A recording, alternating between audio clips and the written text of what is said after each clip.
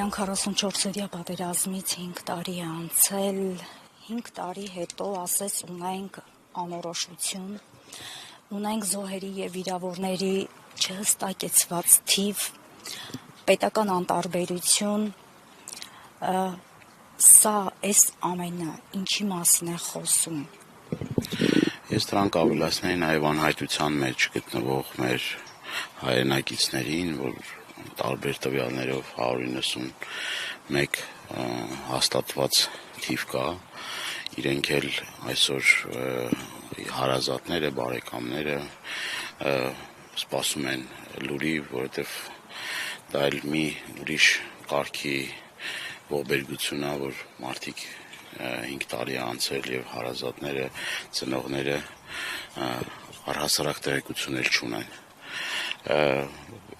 Պետության ղեկավարության անպատասխանատվության արդյունքում մենք այսօր ստիպված ենք արձանագրել, որ արդեն 5 տարի է անցել, բայց այդ ուղղությամբ նորմալ պատշաճ քայլ չի կատարվել, առհասարակ պատերազմի եւ պարտության վերլուծությունը օբյեկտիվ չի կարող քննություն տեղի ունենալ, եթե իշխանության են այս մարդիկ, որովհետև իրենք անմիջապես պատասխանատվություն են կրում բանակցային գործընթացը ձախողելու, իրենք պատասխանատվություն են կրում պատերազմը ոչ պատշաճ կազմակերպելու, իրենք պատասխանատվություն են կրում ոչ միայն 44-օրյա պատերազմի համար, այլ այն ամեն աղետների համար, ինչը որ բերել հասցրել են մեր ժողովրդին, մենք այսօր ցավոք սրտի մեր օրացույցով գրեթե ամեն ամիս չգիտեմ, տարբեր պատերազմների, տարբեր արհավիրքների հիշատակի օրեր ենք ունենում, ցավոք սրտի այդ հիշատակի օրերը եւ խոնարհումի օրերը իրենք, գիտեք, կազմակերպում են խրախճանքներ, կազմակերպում են ֆեստիվալներ եւ տարական ապրումակցումը մարդկանց ցավին դարման լինելը չի կատարվում իշխանությունների կողմից, մենք տեսնում ենք, որ երկար, այսպես տարիներ շարունակ, անգամ իրենք չեն բարեհաճում ծաղկեպսակ խոնարհել եւ ցավոք սրտի ես պիտի արձանագրեմ, որ նաեւ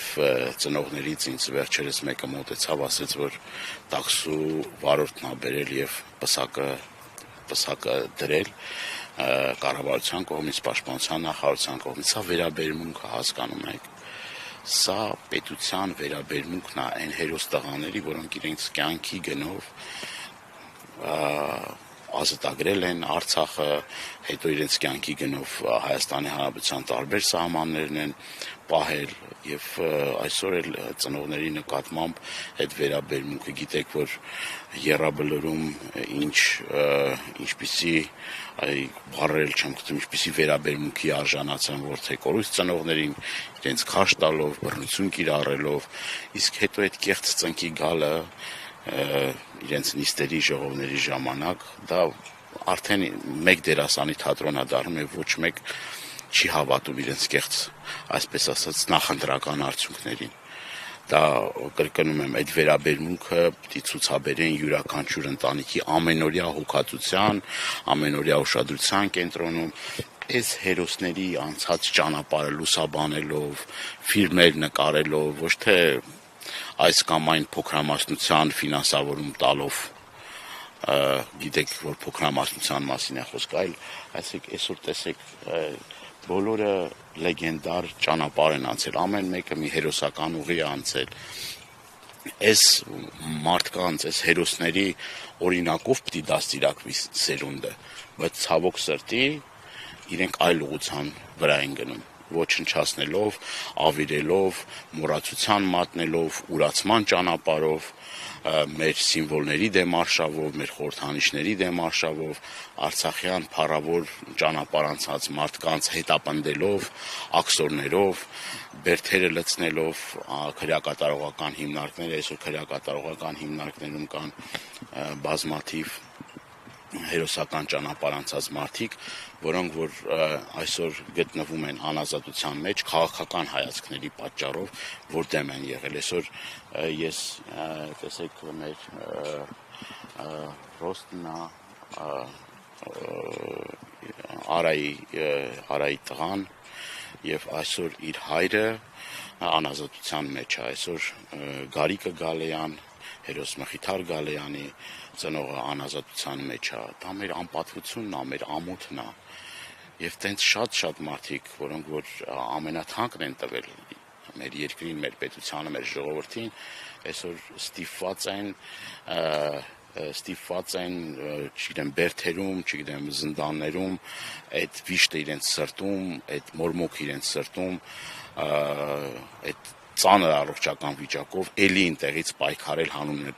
պետականության, հանուն մեր անկախության, հանուն հարատև Հայաստանի եւ նորից եմ կրկնում, մենք երբեք չենք կարող լիարժեք պետություն եւ ազգ դառնալ, եթե մենք արժանավույնս չենք գնահատում մեր հերոսներին, եթե մենք արժանավույնս չենք գնահատում հերոսացին ծնողներին, մայրերին, իրենց քույրերին, իրենց ընտանիքներին, եւ կրկնում եմ, դա պետք է ամենօրյա խոնարհումի, պատկառանքի, ուշադրության կենտրոնի, սերունդներ դաստիարակելու ճանապարհն է, միակ ճիշտ ճանապարհը, այս իշխանությունների օրոք դա անհնարավոր տեղի ունենա, այս իշխանությունները այլ ճանապարհով են գնում, որ գոհացնեն Ադրբեջանին ու Թուրքիային, սա որևէ ազգային մարդու, գիտակցություն, բարոյականություն ունեցող մարդու սրտով չի կարա լինի եւ չի կարա այդ տեսակ մարդը հանդուրժի այն ամեն ինչ որ տեղի ունենում։